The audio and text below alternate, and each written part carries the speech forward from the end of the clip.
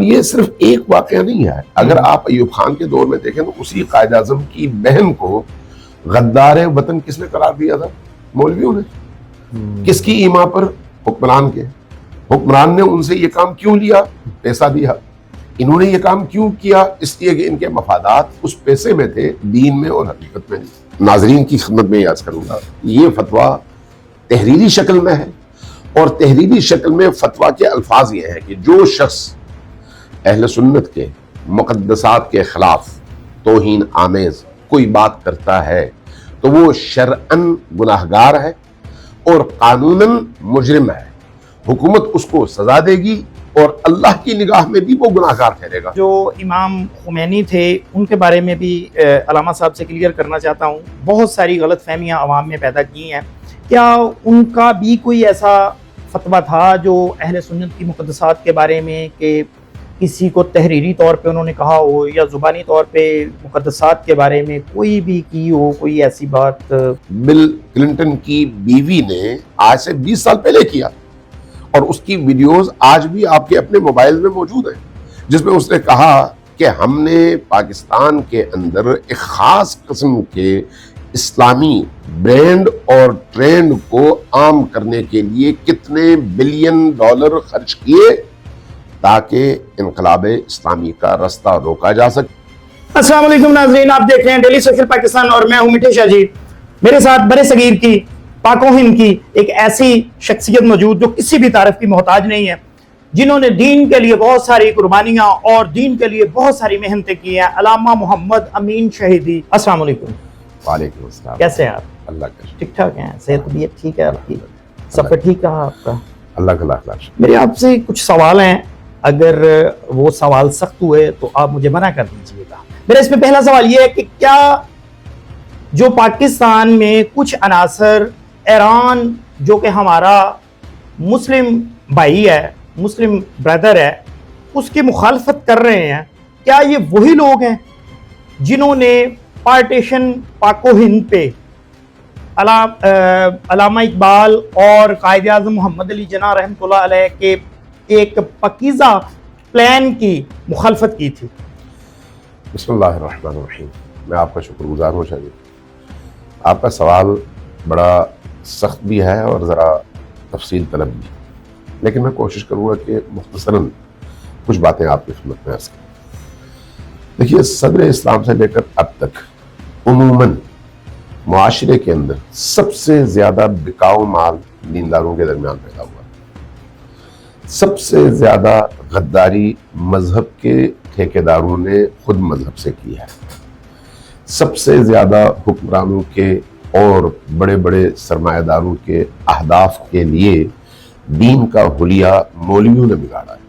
عام عوام اپنی انفرادی زندگی گزارتی ہے، لیکن جب کوئی عالم دین، جب کوئی پڑھا لکھا شخص، جب کوئی عبا قبا اور جبہ پہنا ہوا اپنے آپ کو رسول اللہ صلی اللہ علیہ وآلہ وسلم کا جانشین قرار دے کر، وارث قرار دے کر آتا ہے، تو گویا وہ اس مسند پر بیٹھتا ہے جو مسند نبی کریم کی مسند ہے. لوگ اب اس کو اس نگاہ سے دیکھتے ہیں. لہٰذا ہمیشہ حکمرانوں نے ایسے لوگوں کو استعمال کیا اپنے مقاصد کے استعمال کے لیے، اپنے مقاصد کے حصول کے لیے. بنابراین آپ کا جو سوال کا پہلا حصہ ہے کہ قائد اعظم کی مخالفت کن لوگوں نے کی، عام عوام تو قائد اعظم کے ساتھ ہے. مخالفت کرنے والا طبقہ مذہبی تھا. مذہبی اس طبقے کو کس نے استعمال کیا؟ اس زمانے کے استکبار، استعمار اور انگریز نے. کس کے خلاف؟ اس کے خلاف جو انگریزوں سے اس ملک کو، اس سرزمین کو اور اس خطے کو آزادی دلانا چاہتا تھا. استعمال کر کے انہوں نے کیا کیا؟ انہی مولویوں کی زبانی اس شخص کو جو اس پوری مسلم امہ کو اور قوم کو ایک اچھا اور تابناک مستقبل دینا چاہتا تھا، اس کو انہوں نے کافر اعظم قرار دے دیا.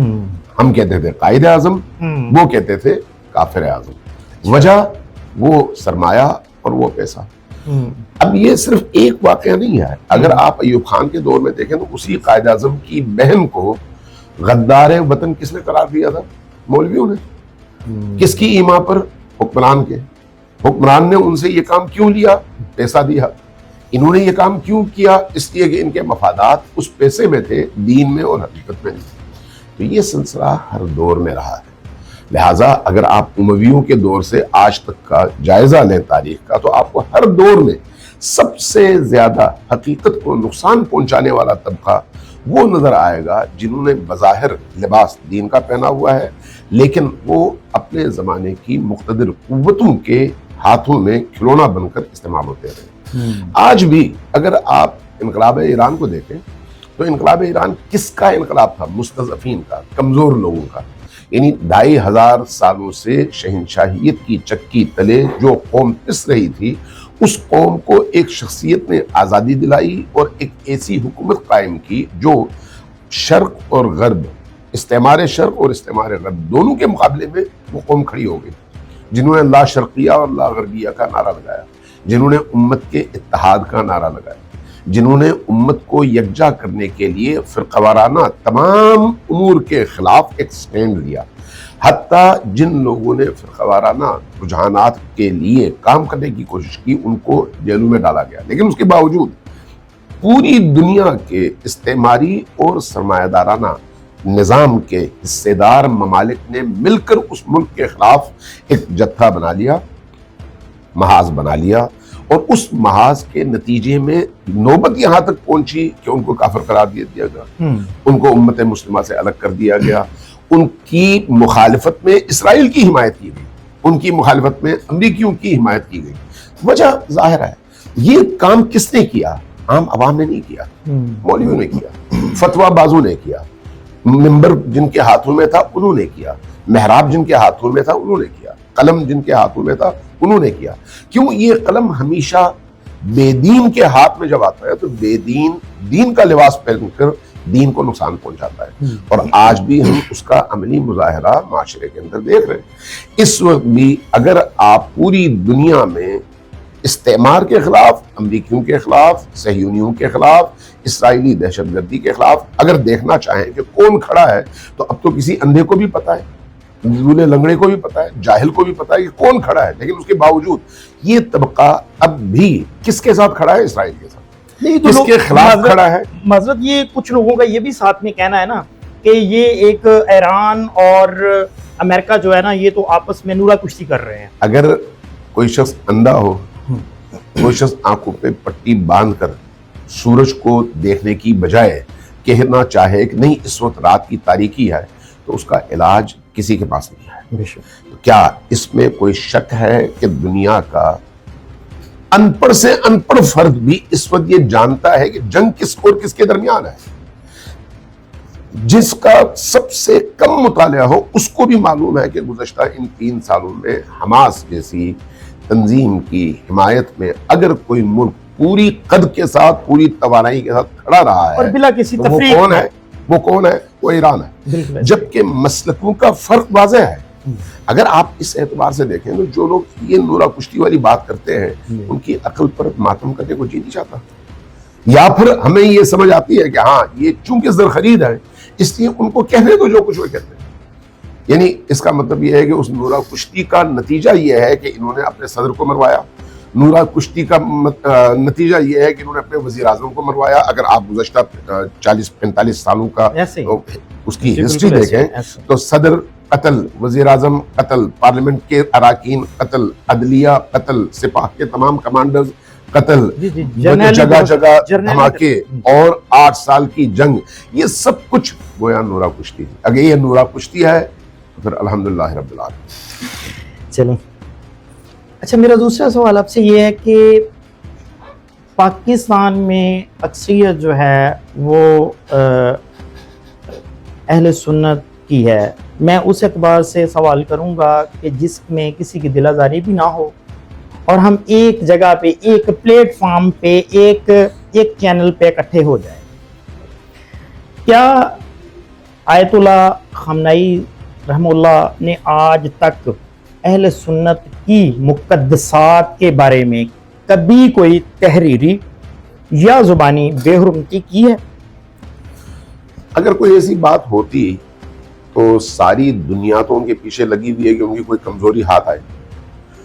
اس دور میں ابھی انہی 2 مہینوں میں آپ نے جتنے پروپیگنڈے دنیا میں دیکھے ان کے خلاف، تو ان پروپیگنڈوں کا بھی بانڈا پھوٹ گیا اور پتا چلا کہ یہ سارے کا سارا جھوٹ تھا. تو مجھے اس پوری ہسٹری میں کوئی ایک جملہ کوئی دکھا دے، لیکن اس کے باوجود دوسری طرف آیت اللہ خامنہ کا ایک واضح اور کلیئر کٹ فتویٰ ہے، اور وہ فتویٰ کس کے لیے ہے؟ شیعوں کے لیے. ناظرین کی خدمت میں عرض کروں گا، یہ فتویٰ تحریری شکل میں ہے، اور تحریری شکل میں فتویٰ کے الفاظ یہ ہیں کہ جو شخص اہل سنت کے مقدسات کے خلاف توہین آمیز کوئی بات کرتا ہے تو وہ شرعاً گناہگار ہے اور قانوناً مجرم ہے. حکومت اس کو سزا دے گی اور اللہ کی نگاہ میں بھی وہ گناہگار ٹھہرے گا. اس لیے جب ہم اس طرح کے فتویٰ کو سامنے رکھتے ہیں تو اس فتویٰ کے مقابلے میں پھر یہ پروپیگنڈے کیا مانا رکھتے ہیں؟ جبکہ مکتب تشیع میں تقلید کی بنیاد پر آیت اللہ خامنہ کا یہ فتویٰ ویسے ہی ہے جیسے امام ابو حنیفہ کا کوئی فتویٰ احناف کے لیے ہے. لہذا بات بالکل واضح ہے، پروپیگنڈا اور چیز ہے، حقیقت کی دنیا اور چیز ہے. جو امام خمینی تھے ان کے بارے میں بھی علامہ صاحب سے کلیئر کرنا چاہتا ہوں. بہت ساری غلط فہمیاں عوام میں پیدا کی ہیں. کیا ان کا بھی کوئی ایسا فتویٰ تھا جو اہل سنت کی مقدسات کے بارے میں کہ کسی کو تحریری طور پہ انہوں نے کہا ہو یا زبانی طور پہ مقدسات کے بارے میں کوئی بھی کی ہو کوئی ایسی بات؟ دیکھیں پھر وہی بات ہے کہ پروپیگنڈا اور چیز ہے، لیکن جب ان سے فتویٰ پوچھا گیا کہ ہم جاتے ہیں سعودی عرب میں حج کے لیے جاتے ہیں، حج میں چاہے مسجد الحرام ہو یا مسجد نبوی، جب ہم جماعت کی نماز کے لیے جاتے ہیں تو وہاں پر سلفی امام کھڑا ہوتا ہے، کیا ہم ان کے پیچھے نماز پڑھ سکتے ہیں یا نہیں پڑھ سکتے؟ انہوں نے جو فتویٰ دیا وہ کیا ہے؟ ان کی اس جماعت کو چھوڑ کر نکلنا حرام ہے اور آپ پر فرض ہے کہ اس جماعت میں شریک ہو. اس کا کیا مطلب ہے؟ ماشاءاللہ زبردست. اچھا تو پھر اتنی باتیں پازیٹیو ہیں، اتنی باتیں اچھی ہیں، تو پھر ہم اسلامی ملک، اس اسلامی بھائی کی، اس اسلامی ملک جو ہمارا بالکل نیبر ہے، اس کی مخالفت کیوں ہے؟ آیا کہ باقی شام، ترکی، باقی اسلامی ملک بھی ہیں، اور سب سے بڑی بات یہ کہ امریکہ کے سامنے ایک ہمارا اسلامی ملک جو ہے ایران کھڑا ہے، تو پھر ہمارے کچھ عوام کے ذہنوں میں یہ کیوں ہے کہ ہم نے ان کی مخالفت کرنی ہے، ایران کی؟ میں ایران کی بات کر رہا ہوں ناظرین.